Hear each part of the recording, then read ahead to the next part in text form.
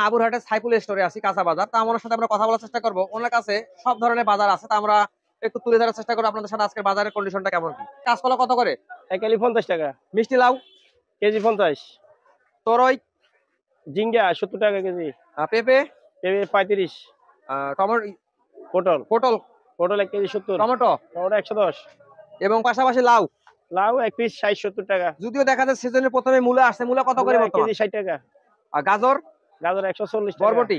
বরবটি 70 টাকা কেজি। ধনিয়া পাতা, কাঁচামরিচ? কাঁচামরিচ 1 পাওয়া 50 টাকা। তিত করল্লা? উত্তরলা কেজি 90 টাকা। বাজারের কন্ডিশন মোটামুটি শীত আসতেছে, একটু একটু কমতেছে। আচ্ছা। আশা করি 1 মাস পরে আরো কমে যাবে। তখন একটু বাজার একটু চড়া আরই, 1 মাস পরে ইনশাল্লাহ কমে যাবে। পাশাপাশি দেখতেছি এই কচুরমুখী এবং কচু ছড়া আদা, এগুলো বিষয়ে একটু যদি। এগুলা হলো যে হাতিগুড়া কচু বলে। আচ্ছা, কত করে এগুলো কেজি বেচতেছেন? 60 টাকা করে। আর বর্তমানে আদার দাম কেমন যাচ্ছে? আদার কেজি 180 টাকা। আলু? আলু 20 টাকা, 18 টাকা এরকম। পেঁয়াজ এটা কোথাকার? পেঁয়াজ 80 টাকা। দেশিটা? দেশি পেঁয়াজ। রসুন? রসুন 150 টাকা কেজি। তো এই বর্তমান যে এই যে দামগুলো বললেন, এই আলু এবং আদা রসুনের এই দামটা কতদিন থেকে বাড়ে নাই যদি একটু বলতেন। এটা রসুনের দাম একটু বাড়ছে, আগে 130 টাকা ছিল, আজকে 2 দিন বাড়তি রেট।